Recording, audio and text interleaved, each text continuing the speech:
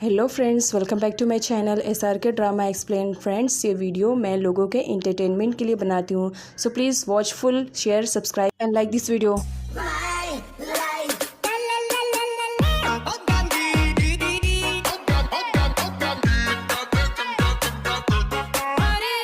नारोंग जेल में मिलने के लिए चबा से आता है, जहाँ पर उसकी मुलाकात अंकल से हो जाती है। अंकल बहुत ही ज़्यादा खुश दिखाई दे रहे थे। नारोंग के पूछने पर अंकल बताते हैं कि उन्होंने चबा को बेल दिला दी है और इसमें वी ने उनकी पूरी हेल्प की है, लेकिन इसके बारे में नारोंग को नहीं आइडिया है। वी जेल के पास ही खड़ा था, वो बस चबा के आने का इंतज़ार कर रहा था। यहाँ पर नारोंग को दिखाया जाता है, वो भी बहुत ही ज़्यादा खुश था और वेट कर रहा था कि चबा बाहर आए। अगले सीन में चबा को दिखाया जाता है, जो फाइनली काफ़ी टाइम के बाद जेल से बाहर निकल चुकी थी। खुली हवा में सांस लेकर के वो काफ़ी अच्छा फील कर रही थी। वो अंकल को थैंक्स भी बोलती है, बिकॉज उसे लग रहा था कि नारोंग और अंकल की हेल्प की वजह से वो जेल से बाहर आई है। वी उसे बाहर लेकर आया है, इसके बारे में उसे कोई आइडिया नहीं है। आंट से जब वो मिलती है तो बहुत ही ज़्यादा खुश हो जाती है। आंट को भी काफ़ी अच्छा लगता है कि चबा फाइनली जेल से बाहर आ गई है। चबा के जेल से बाहर आने पर सारे लोग जहाँ खुश थे, तो वहीं सम की मोम का तो फेस का रंग ही उड़ चुका था। आगे सम की मोम या के डैड के पास आती है और चबा के जिंदा होने पर वो या के डैड के ऊपर ही भड़क पड़ती है कि तुम्हारी लापरवाही की वजह से चबा अभी तक जिंदा है। जिस पर या के डैड सम की मोम को समझाते हैं कि चबा को जेल में मारना बहुत ही मुश्किल था, लेकिन अब वो बाहर आ चुकी है, उसे मारना और भी ज़्यादा आसान है, तो तुम्हें फिक्र करने की ज़रूरत नहीं है। आए दिन कोई ना कोई तो एक्सीडेंट हर किसी के साथ होते ही रहते हैं ना रोड पर। चबा के साथ भी कुछ ऐसी होने वाला है। चबा ने अपनी प्रेगनेंसी की बात सबसे छुपा कर रखी थी। इवन उसने तो अभी तक आंट को भी नहीं बताया था कि वो प्रेग्नेंट है। आंट उससे बातें करी थी, लेकिन अचानक से चबा की कंडीशन ख़राब हो जाती है, उसे वोमिटिंग स्टार्ट हो जाता है। आंट उसे पूछती है कि क्या बात है, जिस पर चबा बहाना बना देती है। आंट, आपको फिक्र करने की ज़रूरत नहीं है, ये तो मुझे लग रहा है जेल के खाने की वजह से है। जेल में अच्छे खाने न मिलने की वजह से बस मुझे वोमिटिंग सी लग रही है। आप मेरा फेवरेट फूड बना कर लेकर आइए ना, फिर देखना मैं ठीक हो जाऊँगी। आंट उसके लिए उसका फेवरेट फूड बनाने के लिए वहाँ से चली जाती है। तब तक के लिए चबा अपने आर्ट वाले रूम में आती है। वी चबा से बातें करने के लिए आता है, लेकिन यहाँ पर चबा को मिसअंडरस्टैंडिंग हो जाती है। उसे लगता है कि जेल में जो पर्सन उसे मरवाना चाह रहा था वो कोई और नहीं बल्कि वी है। इसी वजह से वो वी पर भड़की हुई थी कि तुमने बहुत ही गलत किया मेरे साथ, तुम्हें तो मैं छोड़ूंगी नहीं।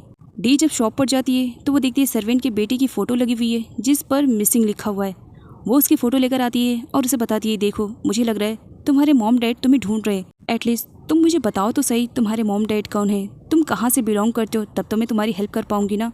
जिस पर वो बच्चा रोना स्टार्ट करता है, बस यही कहता है मुझे मेरी मॉम के पास जाना है। डी उसे बाहर घुमाने के लिए लेकर आती है, जहाँ पर वो उसे टॉय खरीद कर देती है। वो अपने टॉय के साथ खेल रहा होता है, लेकिन सडनली वो उसी पर्सन को देख लेता है जिसने उसे किडनैप किया था।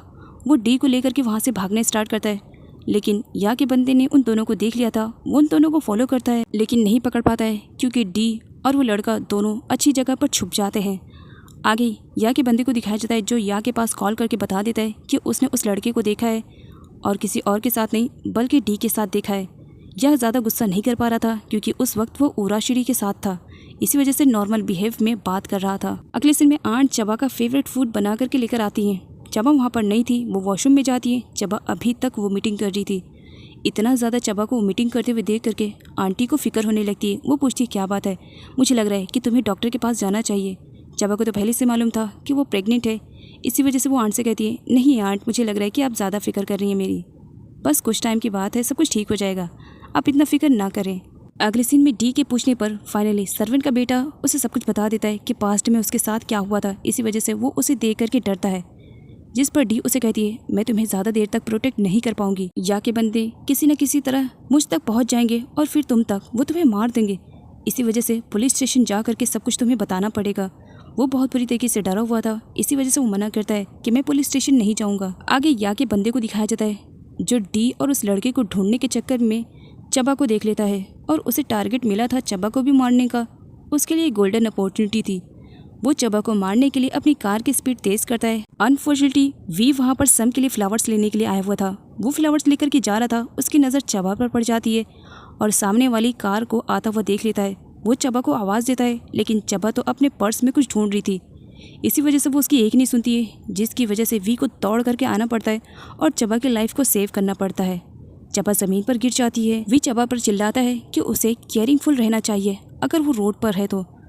आगे नारोंग को दिखाया जाता है। चबा नारोंग से ही मिलने के लिए आ रही थी, नारोंग देखता है चबा को गिरते हुए तो उसकी हेल्प करता है और उन दोनों को उठाता है। लेकिन एक बार फिर से यहाँ पर चबा को मिसअंडरस्टैंडिंग हो जाती है। उसे लगता है कि ये काम वी का ही किया धराया हुआ है, जबकि ऐसा बिल्कुल भी नहीं था। नारोंग यहाँ पर वी के बारे में चबा से कुछ बात करना चाह रहा था। चबा उसे वहाँ से लेकर के चली जाती है। वी जब अपने अपार्टमेंट में वापस आता है तब उसे कुछ फूड के प्रोडक्ट मिलते हैं जो कि उसके अपार्टमेंट के पास रखवाया गया था। एक्चुअल में ये सब प्रीवा ने किया था, क्योंकि आजकल वी अपने अपार्टमेंट में ज़्यादा रह रहा था। प्रीवा ने उसके लिए खाने पीने की चीज़ों को सेंड किया था। वी प्रीवा को कॉल करता है और उसे फूड के लिए थैंक्स बोलता है, जिस पर प्रीवा कहती है कि थैंक्स बोलने की ज़रूरत नहीं है, मैं तुम्हें अपना एक दोस्त मानती हूँ। जबकि यहाँ पर सम की मोम को दिखाया जाता है, वो ये सारी बातें सुन रही थी और वो प्रीवा से कहती है ज़्यादा फ्लर्टिंग करने की ज़रूरत नहीं है मेरे सन इन लॉ से, याद रखना अगर वो तुम्हें कुछ बनाएगा तो सिर्फ मिस्टर्स। जिस पर प्रीवा कहती है ये आपकी मिसअंडरस्टैंडिंग है, मैं उसे जस्ट मेरा फ्रेंड मानती हूँ और कुछ नहीं।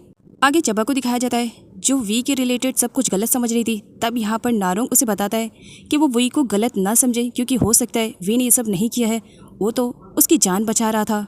जिस पर चबा कहती है जान बचाना इसे कहते हैं। तब नारोंग बता देता है कि उसे जेल से बाहर निकलवाने में उसकी हेल्प वी ने की थी अंकल के साथ मिल करके। इसी वजह से चबा को दिखाया जाता है जो वी के अपार्टमेंट में आती है उसे सॉरी बोलने के लिए और थैंक्स भी। तब यहाँ पर वी उसे अपार्टमेंट में अंदर आने के लिए कहता है। चबा मना कर देती है, मेरे पास बहुत सारे काम हैं, मुझे नहीं आना है, लेकिन हाँ यहाँ तुम्हें सॉरी बोलने के लिए आई हूँ और थैंक्स बोलने के लिए। लेकिन इसका मतलब ये नहीं है कि हमारी दुश्मनी यहीं पर ख़त्म होती है, वो तो कंटिन्यूअस चलती रहेगी। इधर सम की कंडीशन में भी काफ़ी सुधार आ चुका था। अब वो धीरे धीरे चलने की कोशिश कर रही थी। चबा उसे दरवाजे से ही देख रही थी, उसे भी काफ़ी अच्छा लग रहा था। जब सम चलने की कोशिश कर रही थी, सम की नज़र चबा पर पड़ती है तो वो बस उसे ही देखे जा रही होती है। सम नज़रें नहीं मिला पा रही थी। चबा पर इतना सारा इल्ज़ाम लगाने के बाद प्रीवा आती है और उसे लगता है कि हो सकता है सम चबा को देखेगी तो अपसेट हो जाएगी। इसी वजह से वो चबा के पास आती है और डोर को बंद कर देती है।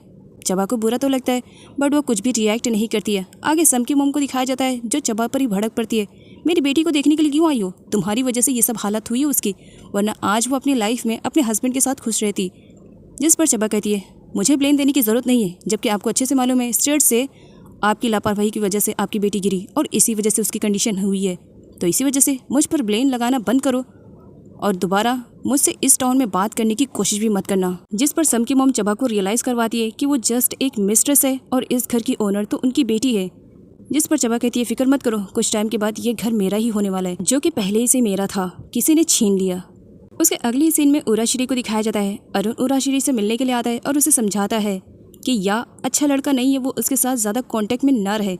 लेकिन उराशिरी ठहरी बस अपने ही दिमाग की सुनने वाली, वो अरुण को भी भाव नहीं दे रही थी। अरुण उसे समझाने की कोशिश करता है तो वो उसे चबा के नाम से टीज करने लगती है और गुस्से में वहाँ से चली जाती है। अगले सीन में नारोंग को दिखाया जाता है।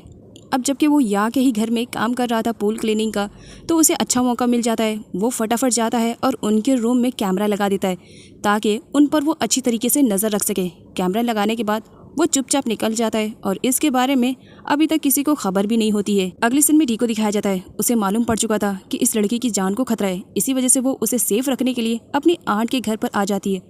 आंट जब डी को देखती है तो टोटली शॉक्ड, क्योंकि कई सालों के बाद डी आंट के पास आई हुई थी। डी की आंट उससे उस सर्वेंट के बेटे के बारे में पूछने लगती है कि ये कौन है।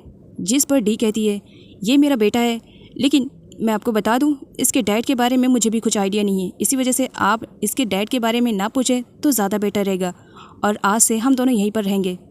आंट कोई ऑब्जेक्शन उठा पाती, डी बता देती है कि मैं सारा पैसा पे करने के लिए तैयार रहूँगी, जो भी खर्च होएगा। अरुण की मोम उराशिरी के पास आती है शादी की डेट फिक्स करने के लिए, लेकिन उन्हें उराशिरी अब थोड़ी सी बदली बदली सी लग रही थी। वो सही तरीके से उनसे बात भी नहीं करती है और शादी की डेट फिक्स करने में वो थोड़ा सा टाइम मांगती है सोचने के लिए, जिसकी वजह से अरुण की मोम काफ़ी परेशान हो जाती है।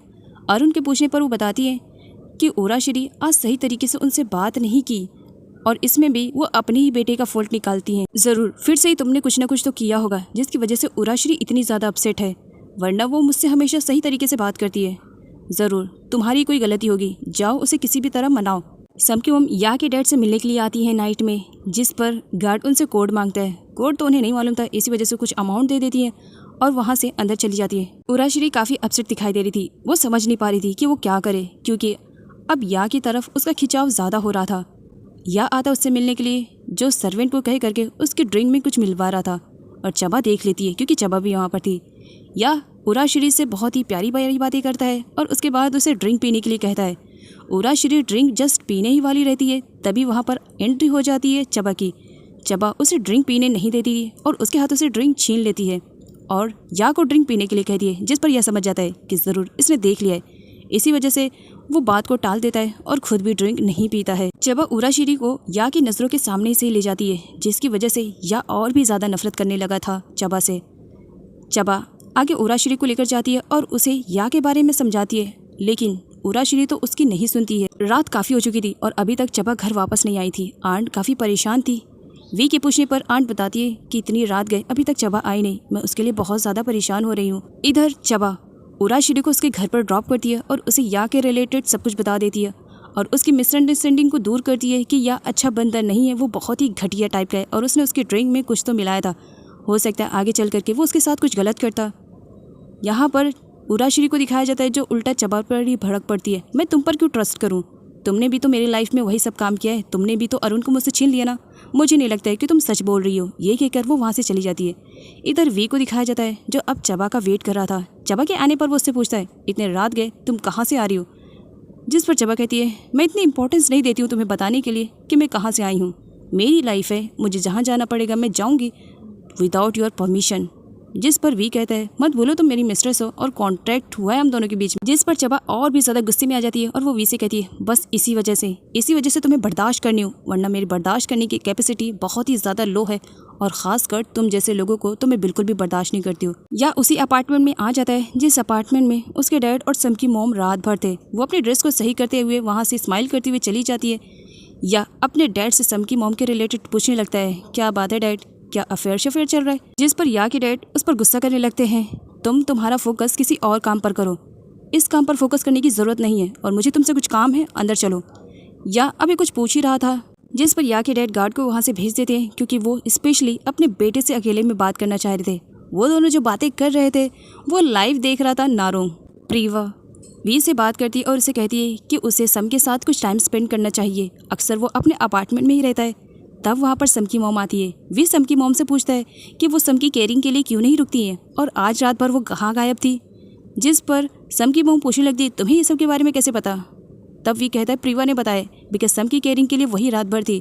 अगर आप रात में सम की केयरिंग करने के लिए नहीं थी तो कहाँ पर थी? जिस पर सम की मॉम उल्टा उसी पर भड़क जाती है, तुम्हारी लापरवाही की वजह से आज मेरी बेटी की ये कंडीशन हुई है, वरना आज वो ठीक रहती तो मुझे उसकी केयरिंग करने की ज़रूरत नहीं पड़ती। और वैसे भी मैं अपने एक फ्रेंड के यहाँ पर गई थी, उसकी कंडीशन काफ़ी ख़राब थी, इसी वजह से मुझे रात भर वहीं पर रुकना पड़ा। झूठ बोल करके वहाँ से आराम से निकल जाती है। वी सम की अच्छी सी केयरिंग कर रहा था, वो उसके खाने पीने की पूरी अच्छे से देखभाल कर रहा था। सम बहुत ही ज़्यादा खुश हो जाती है जब वी उसे बताता है कि वो दोबारा इस घर में आ रहा रहने के लिए, क्योंकि कुछ टाइम से वी अपने अपार्टमेंट में शिफ्ट हो चुका था अपने काम को लेकर के। इधर डी को दिखाया जाता है जो कि वी के पास आई हुई थी हेल्प के लिए, क्योंकि उसने या के बंदे को देख लिया था और उसे मालूम पड़ चुका था कि या का ही बंदा है, तो वो वी से हेल्प के लिए आई थी। यहाँ पर उसे सर्वेंट के रिलेटेड मालूम पड़ता है कि किस तरह उसका मर्डर किया गया है और उसका बेटा अभी तक मिसिंग है। तब यहाँ पर डी सारी कड़ियों को जोड़ती है और उसे यहाँ पर सच्चाई का पता चलता है कि जो लड़का उसके पास है वो कोई और नहीं बल्कि सर्वेंट का ही बेटा है।